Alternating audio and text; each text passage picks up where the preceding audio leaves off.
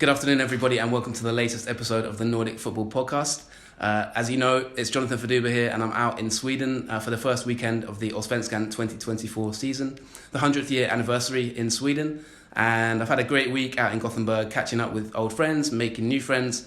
And speaking of old friends, we're joined now on the podcast by a very special guest who was actually on this show a few years ago now. Listeners who have been with us for the last sort of 3-4 years, you may remember when the COVID times came along and there was no football, and we decided to get into Faroese football, and we decided to interview a very successful manager out there, Jens Berthel Askou. And funnily enough, I'm now sitting in a room with him in his office at IFK Göteborg, and he has gone obviously from there at HB Torshavn, I think that's pronunciation, to Denmark, to Sweden, and our lives have crossed paths again. And I'm now able to bring you an interview with the current IFK Göteborg manager, Jens Berthel Askou. So without further ado, Jens, thank you so much for joining us. It's great to be with you and meet you in person. How have you been since we last had you on the show, I think 3 years ago? Oh yeah, a lot has happened. Well, welcome to Sweden. Thank you. Fantastic to bump into you the other day at the game and then have you here. Thank you. It's been I've come down from the mountaintop in Faroe Islands, landed in Denmark for a few years, and now I climbed to on top of one of the Swedish mountains instead. It was great to be back home in Denmark and been part of the development in Danish football for a couple of years, both in First Division and in the Super League with Horsens. And then last summer this opportunity came up with IFK needing a new head coach, and it ended up being me who got the role offered, and it was very exciting for me to get this opportunity in a club with a fantastic history, a fantastic fan base. And an atmosphere that really just smells of football and emotions, and it means a lot to a lot of people in here. Just the day before the last training session before the first Allsvenskan game here, there was 300-400 people at the training ground just cheering at us and wanted to catch a last glimpse of us before we met them the day after in Ullevi. Yeah. So fantastic club with a fan base that stretches through generations, and that's amazing to experience. Now we're not where we were, but we're trying to rebuild for the long term, and it's been an interesting process since I've arrived. I think one of the things, for me personally, firstly I want to sort of say congratulations, because one of the things I think on the podcast, from a maybe selfish point of view, we like to think that we can identify future upcoming managers or future upcoming players. And so to have identified you, I think when you got the job, it was a bit out of the blue in terms of us, but we were really pleased because you've been on the show before. So for us, it was like a happy moment. So just want to say congratulations, obviously, because your journey since then, obviously you were super successful in the Faroe Islands at that point. And then shortly after you moved, like you said, to Denmark, to Horsens, and then now obviously IFK. So yeah, it's one of those sort of funny moments that the paths cross again. That when you came to Sweden, I was like, wow, that's cool. What would you say, if we start at the end of your time in the Faroes? After you left, you won the title. After you were on the show, and then the opportunity to move to Denmark came about. How would you say things have changed, maybe from now at IFK to when you were in the Faroe Islands, in terms of you as a manager? What would you say you've seen in those times that's maybe influenced you or changed your perspectives? Or, I remember talking to you about, for example, tactics and philosophy and recruitment. There was loads of different areas we touched on. What would you say, in terms of your just personal journey, describe it as you as a manager, what you've learned in that period of time through the clubs that you've been at? That's a good question. I think you learn every day and every week. Every game teaches you something new. Every time you arrive in a new club, you learn from new people, from new setup, from new history, from new organizations, and every club is different, and you have to adjust, and you have to apply the things you believe in but still you need to kind of adjust to what's there, and the history and the culture and the traditions, and then at the same time, often when you come in, they're looking for something new. Yeah. Then they're looking for changes as well, but it still has to sometimes it still has to in some way align with the history and the traditions. Maybe it's a situation where the club has gone a little bit too far away from what it's what they see as their DNA, and they want to kind of rebuild it, but in a modern way. And that's what we are trying to do here, where IFK traditionally has been a team with a lot of intensity, a lot of a physical style of football, very direct style of football, and then traditionally with top players, because we've been top of the league, we've been able to recruit from the highest level within the league, and now it's a different reality. So we have to educate. We have to grow our players to become top players. Yeah. We have to recruit smarter and players with potential. We have to develop our own academy players into top players. And of course that takes a little bit more time. The road is a little bit more bumpy, but it's also very exciting. And then in terms of being able to do that with material that's not, we don't buy diamonds and make them into more pretty diamonds. We have to get something that is in, fits our financial reality. Yeah.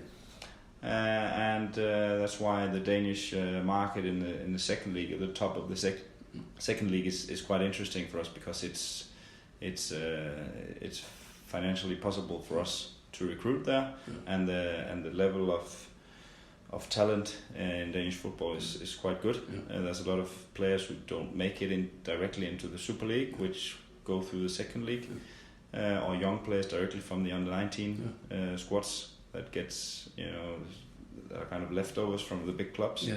Well-schooled players from different perspectives, and then we kind of see that as a very important market for us, as well as Iceland, Norway, and some of the markets with accessibility for us. And then we try to mold it in terms of being able to compete over time in the top again for European competition. Then we need to play a style of football that is difficult, that is dynamic, that is very demanding for the players, so they develop as much as possible and grow and grow and grow. And of course, where we are now, we start a new season. The weight from last season, from the relegation, dancing with the relegation line, the weight is gone.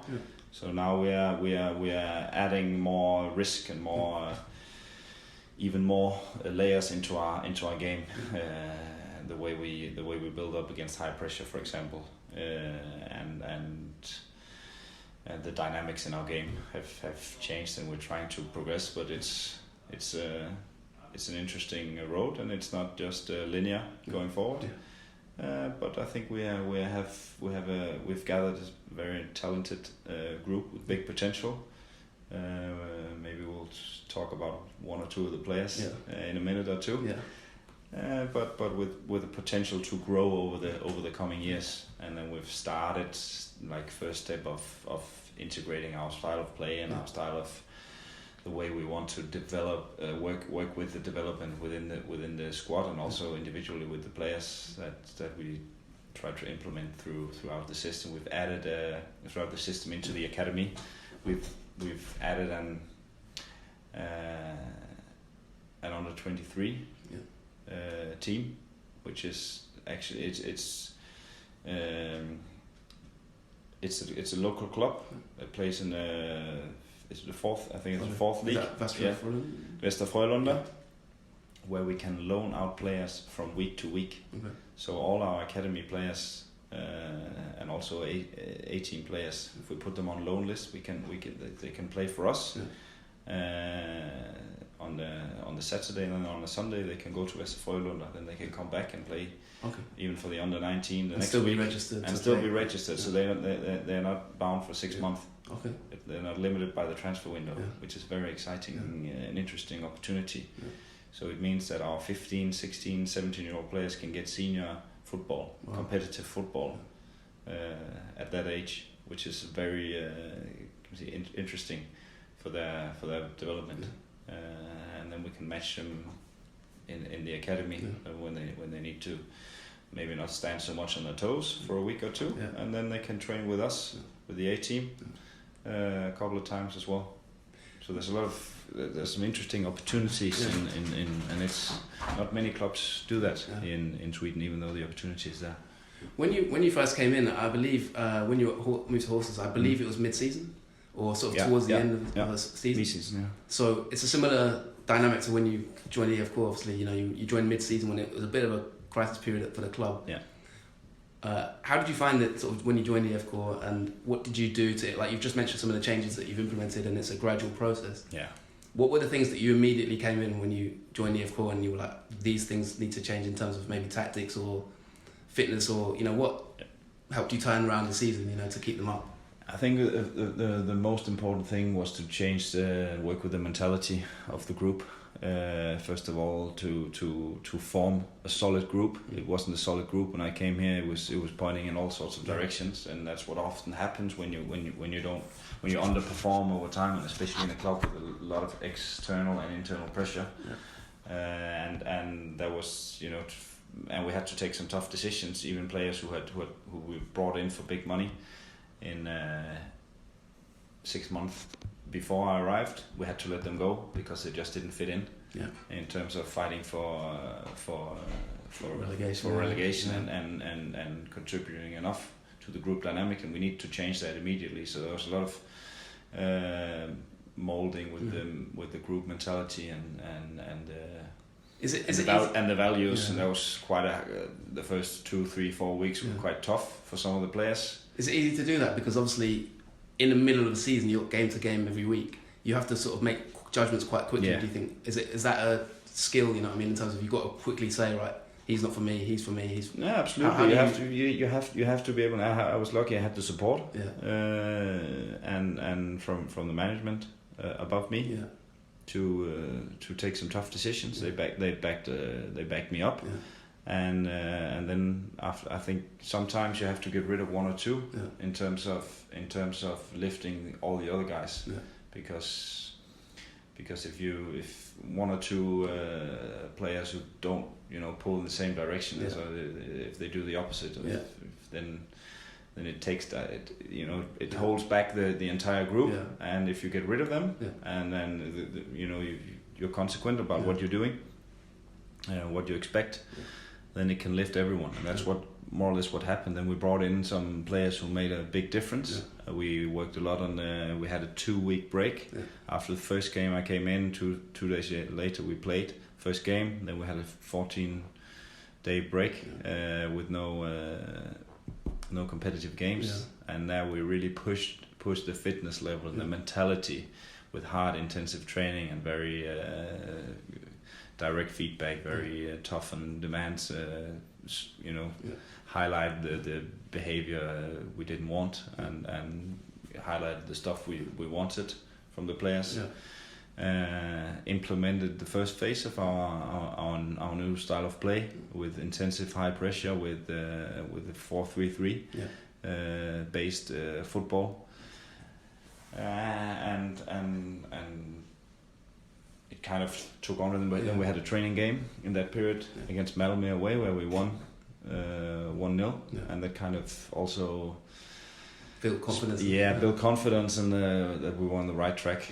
And then we had some poor results the next 3 or 4 games, but then after that it kind of took on, and we had a good run for about 10 games where we were in that period one of the best teams in the league, and then it still ended with us being able to having to secure the place in the league in 97th minute in the last game. So it was a very interesting ride. Ups and downs, but but we formed a strong group in that period. Also, that's also what happens when you go through a lot with a lot of emotions. I mean, obviously, ultimately, you're successful, and I think probably it's a big relief for the whole club because, IFK Göteborg is a massive club, and I think we talked about it on the podcast a lot in terms of IFK and, the history and everything like that. And even yesterday, obviously, the Djurgården game, we're recording this the day after the Djurgården game, and, the tifo before the match and, like, the fans, it gave me goosebumps, like, watching the atmosphere and everything, the song. Steve, who's on the podcast, he loves the anthem. I brought him an IFK scarf because he's almost become a fan just through the anthem alone. So it's like there's a big history of the club, but that also brings like big challenges. Like, how do you find managing externally, like say the fans, sort of managing expectations in terms of what they want, if you know what I mean, and managing, because it's quite a big. I'd say it's one of Sweden's biggest clubs in terms of like fan pressure and maybe media pressure. Yeah. Is that something new to you compared to say the Faroes or what you've experienced in Denmark? I know you've obviously been a pro player. Yeah, so of course. How do you manage the attention, the level of attention in IFK Gothenburg is of course a lot bigger than both in Horsens and in Hope Torshavn. But that was also one of the main reasons why I was so excited to get this opportunity, because that's what you dream of both as a player and as a manager, to work in places where the level of attention is high, because it gives you so much drive and energy, and also it puts a pressure on you that hopefully you will grow from, and then you learn how to kind of manage with it. I think that's when having a history as a player, you have a little bit of experience of dealing with external pressure, and I think as a manager, it's about you don't have to communicate directly with the fans and so it's important that the way my thoughts about it here was make sure that the players send the right signals, that when they communicate verbally or especially non-verbally with their body language or with how we express ourselves on the pitch, and also on the training how we conduct our training, because a lot of fans come here to watch our training. It's an open training ground, and it's that's important that we send the right signals to especially in a situation where you fight for relegation. And then the way I communicate and the way what I express also as a manager, both when I stand on Ullevi, that I don't shy away from being on the touchline. I don't hide in the dugout when the players are struggling, and that we play a type of football that get people out of their seats, and that's what we try as good as we can. And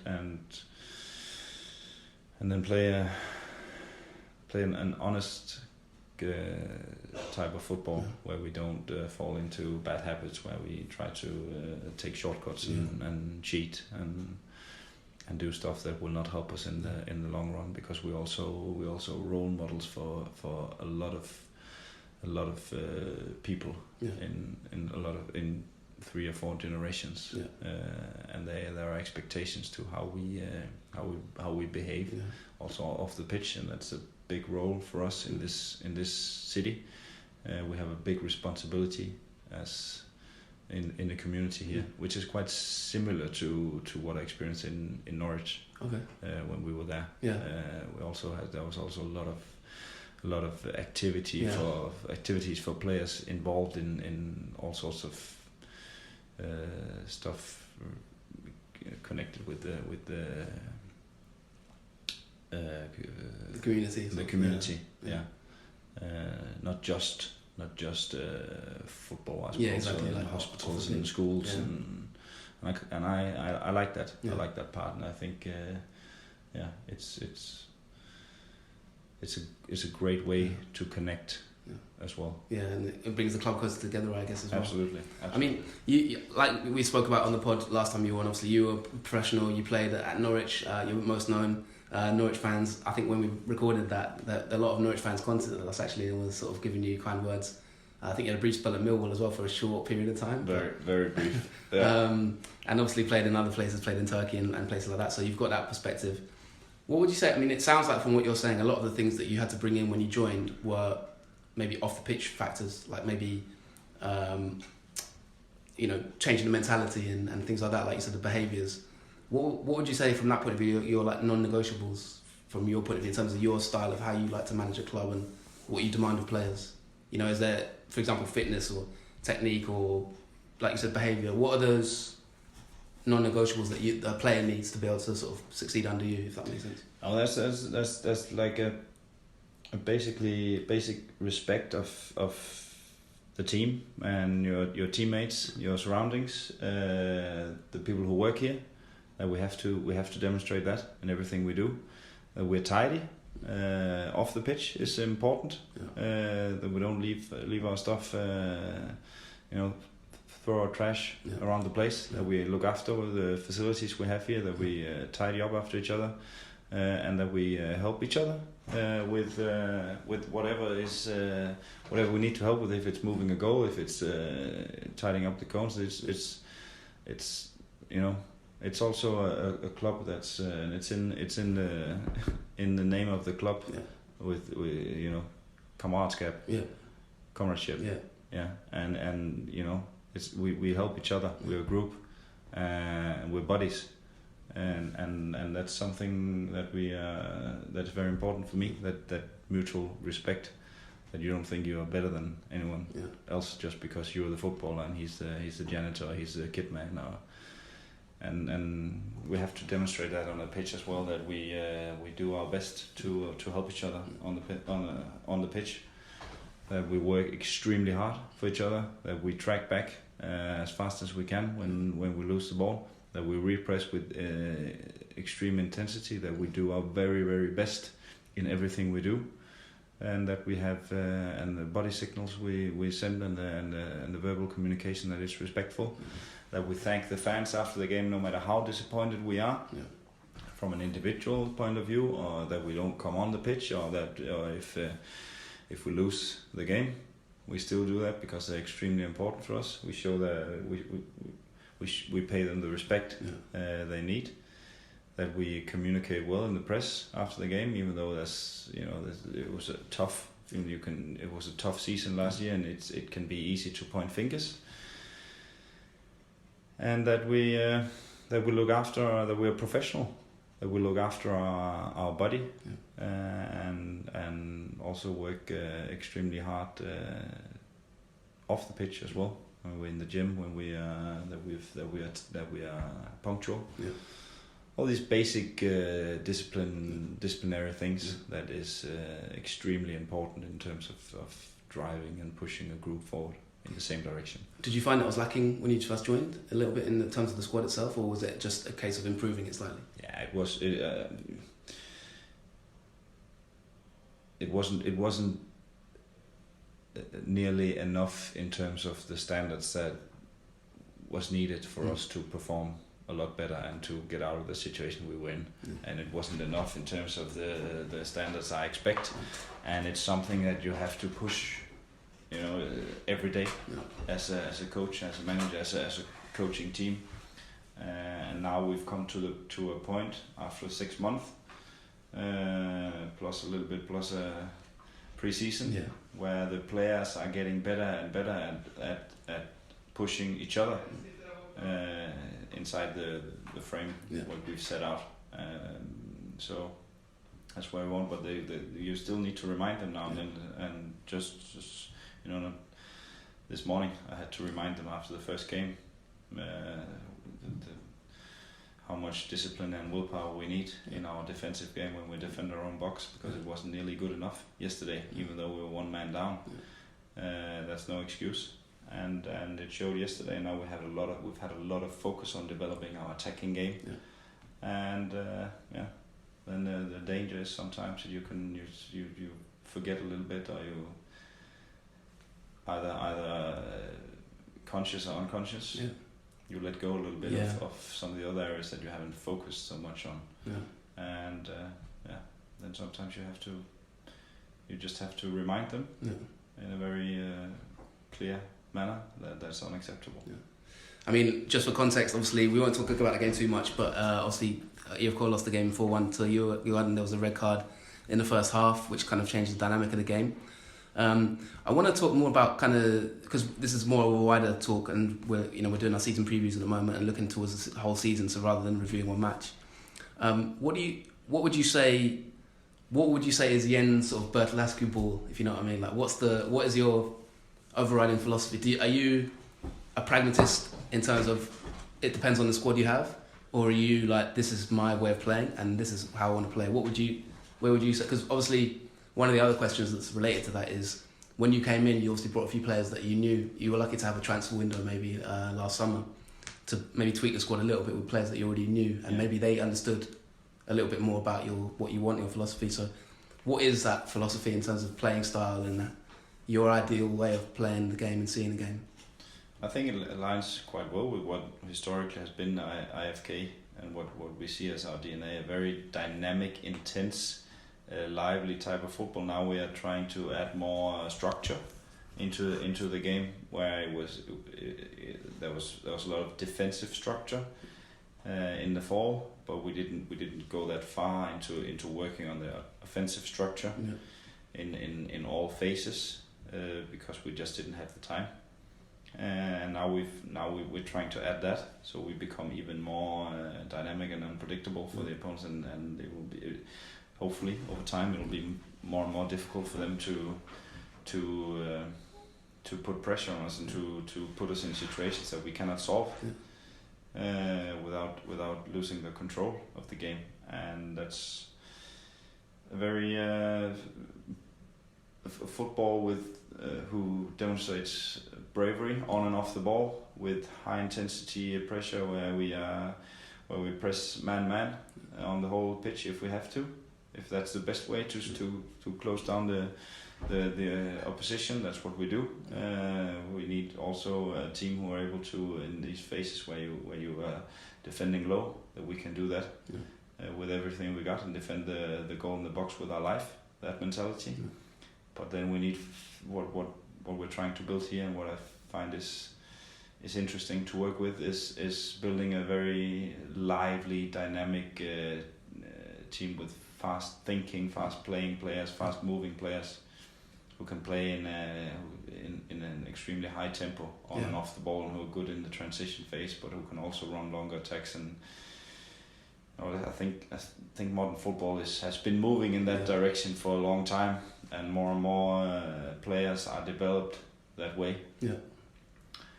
And then apply, some bravery in the duels as well. Because football will always be, I don't think you will ever get to a state where football will be contactless, contact free. So you have to be able to deal with that part of the game as well. And that's also something we are working with a lot, to keep that intensity, even though we're losing maybe a little bit of centimeters here and there. Over time, or with some of the players we've brought in and replaced for some of the older and more physical players. What would you say? I mean, I don't want to keep you much longer, but you've been very generous with your time, and I know you're busy. Like, in terms of, I just want to touch on one or two players that did quite well for you at the back end of last season. Macaulay, I think is that pronunciation. Macaulay, I don't know. Macaulay. Santos as well. Do you have a word for them in terms of, like, they seem to have like an immediate impact almost on the team? Yeah, they were two players with a little bit of experience from the highest league, Super League in Denmark, and also from the second league.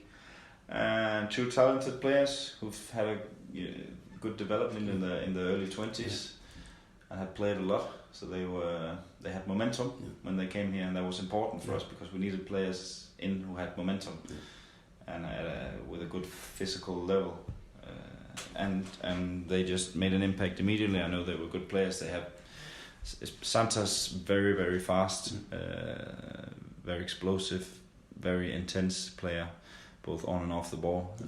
Can play as a forward, can play as a fullback, can play as a wingback. Very athletic player, extremely aggressive, and then Abner, like more also a winger, but one who operates more over the center and in the number 10 role, who's very good at setting up attacks, and an intelligent player with a good left foot, good in tight spaces, who can decide games. And he's born in Denmark. He's got parents from Albania, and now he's kind of finding his way into the Albanian national team. He's been brought up the last 2 times. Played the last here in a few weeks ago. He played in both games, and hopefully he will be in the squad if he does well if he keeps doing well here in the spring season. He will join Albania for the Euros, and that will be a very exciting challenge for him as well, and also a big thing for us if we get a player into the Euros. Did you have to sort of pinpoint them yourselves and say when you came in, like, okay, even maybe before you even joined the club, like, these are some players I want, or is it a case of sort of they became available on the market and you were like, I like them? Like, how directly were you sort of like, I want these players? Yeah. If you get what I mean, or was it opportunity? We didn't talk about players before I started, but Santos, they already had him on the radar. Right. A scouting team had been following him. They'd followed him for a season or two before I arrived, and they were already quite far in the decision making. Then they asked me when I arrived, what do I think of him, because I coached him for 2 years. Yeah. And you were like, no brainer. Yeah, no brainer. Take him. Yeah. If we get the opportunity. And then Abner, of course, that was one player I knew a little bit better than them. I brought him up the name, and then we looked at his profile, and it suited very well to what we needed. And then we were lucky that he was out of contract that summer, and then we succeeded in bringing him in, and that's they've made a big impact.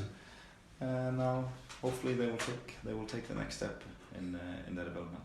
And looking at the transfer business sort of in the winter now, heading towards the new season, are you quite satisfied with the transfer business? And it seems like the team's slightly younger in kind of overall squad age. Is that something that pleases you? Is that a dynamic you want to go towards? It's not just me. It's the whole.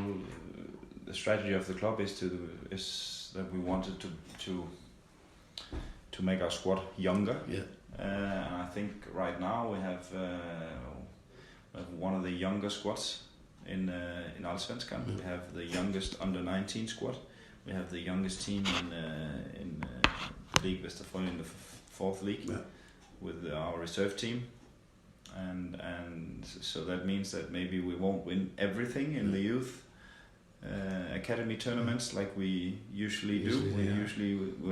We win a lot of games, but the development will be boosted a lot for the young players, because they will be exposed for senior football a lot earlier now in their careers, and that's what we want.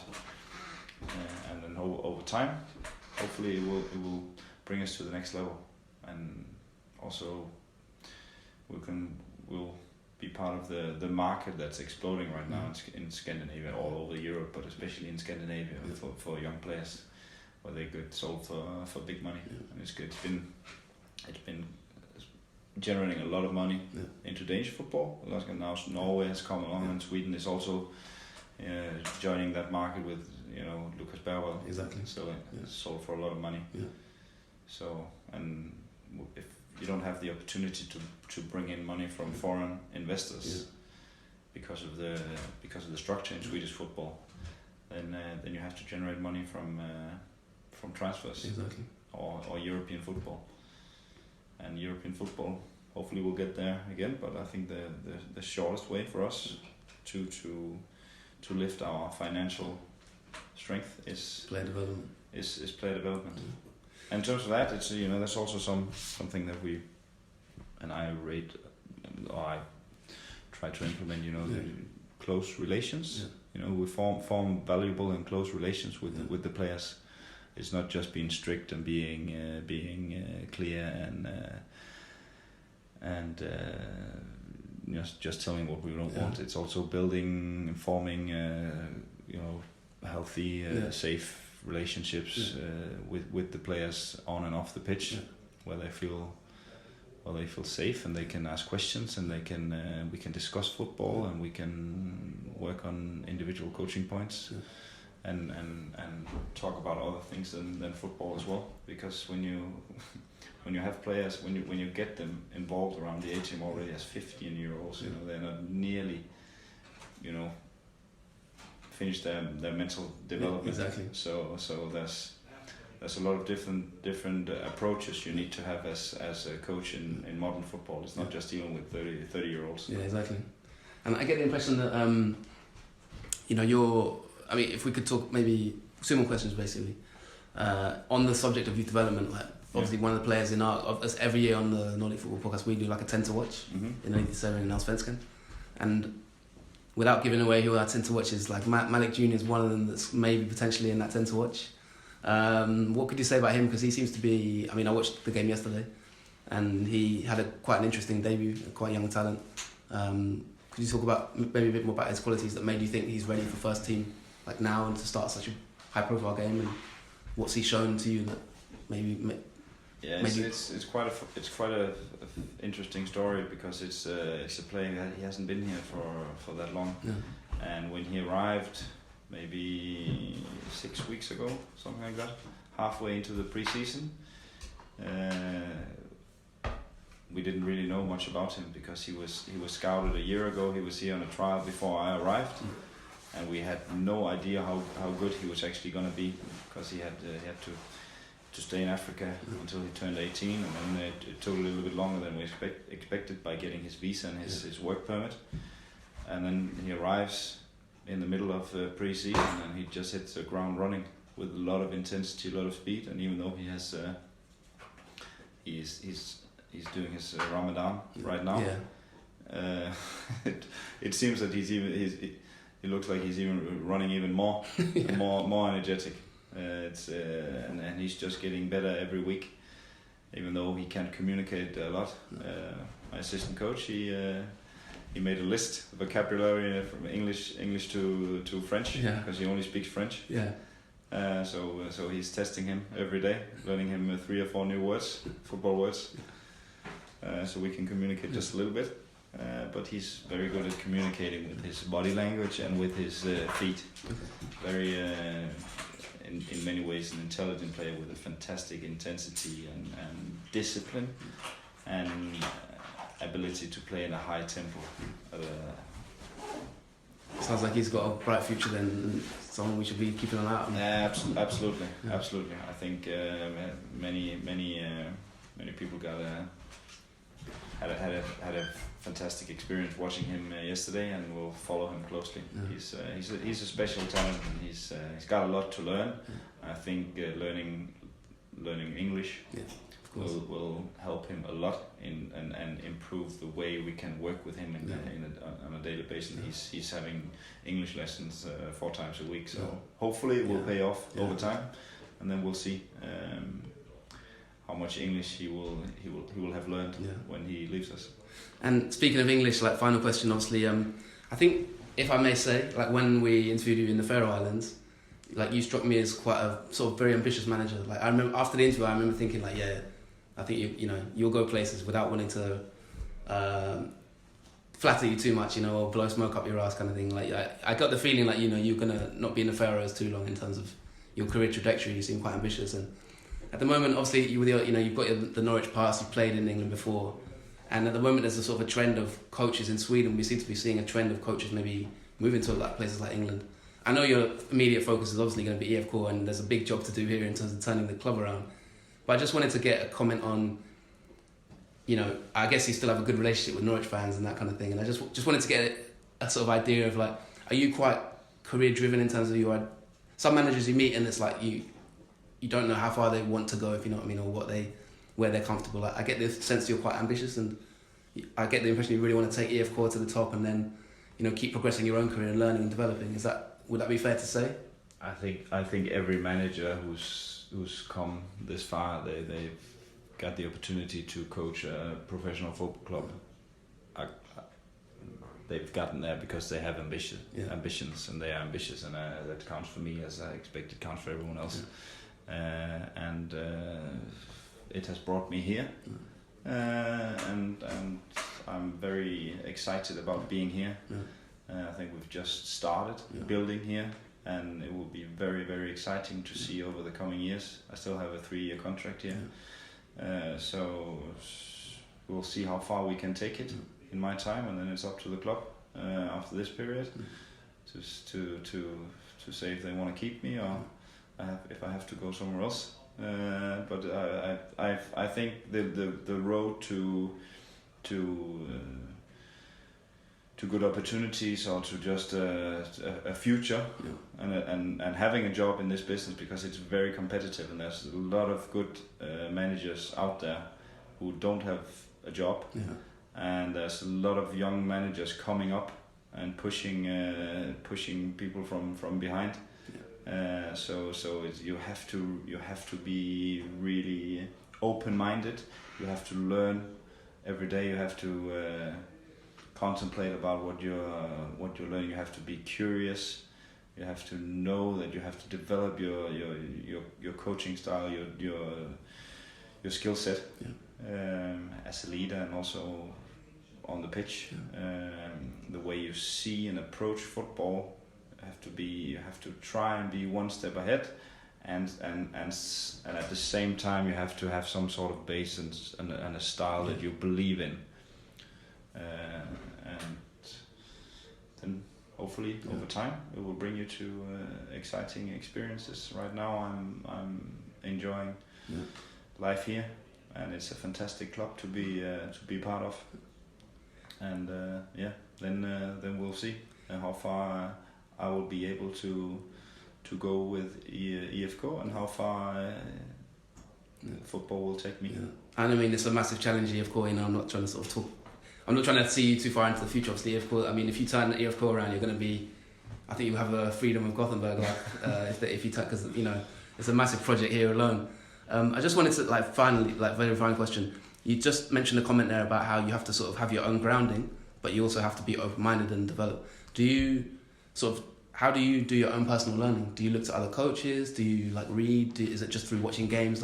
Just curious to know about your own learning journey, how you take new ideas. Yeah. If you know what I mean. Do you have a process for that? Just for maybe other managers who listen or young coaches. I think first of all, it's important that the people you surround yourself with, every day, and the people you discuss most and who see what you do. That you try to surround yourself with people who are honest and who will give you their honest feedback in everything you do. And that's been important for me. And I've changed assistant coach many times, and I've been lucky to work with also when I was assistant coach coming up young with very different types of coaches, but also different types of assistant coaches. But they've all been very loyal and very very honest, and I try to establish an environment where they can be honest, also the physios or the scouts, with me, because I think that's the only way that I develop and get feedback from what I do, how it affects them, how it affects the environment from their perspective, and then I think it's also important that you keep your feet on the ground a little bit. It's in that way I used to say this when I was in Faroe Islands. It was healthy to just go for a walk and sit on one of the mountain tops and feel a little bit small. To be humble again, because especially in a club at this size where you get a lot of attention, I think it's important to also surround yourself with people who dare to crack a joke on your behalf, and give that perspective. Give that perspective, And I like this club in terms of that. It's not a club that we're not pretentious, and we don't think we are so much better than everyone. And we're also in a position right now that we have to be humble, and at the same time we have to start behaving as a big club, but in a good way. Not being arrogant. And there was an opportunity yesterday, for example, where there was there was a decision made after 27 minutes where one of our players got sent off with the second yellow. You could question that and say it was the referee who lost us the game, or you could say, well, we need to learn from that and say we cannot give him the opportunity. It was our mistake. We lost the game. And that's the perspective we chose, because I think that's gonna bring us the longest. That's the best way for us to get back on top. That we take full responsibility for what happened on and off the pitch. That's how we learn the most, and that's how we force ourselves to improve the most. Well, it's been fantastic to talk to you. Like, I really appreciate your time. Like, it's snowing outside at the moment. Jens is in the office late. You know, he's working hard. So, yeah, I hope this is informative for a lot of IFK fans as well, and the listeners in general, about management, coaching, and also your career development. Like, you're on a journey, and it's great to catch up with you again and see you doing so well. So great to see you. Thanks very much, Jens, and I'm sure we're going to get some Norwich fans messaging us again after the last time. So I know you're fondly respected there still. So thank you so much for joining us, and we'll see you soon. Thank you for listening.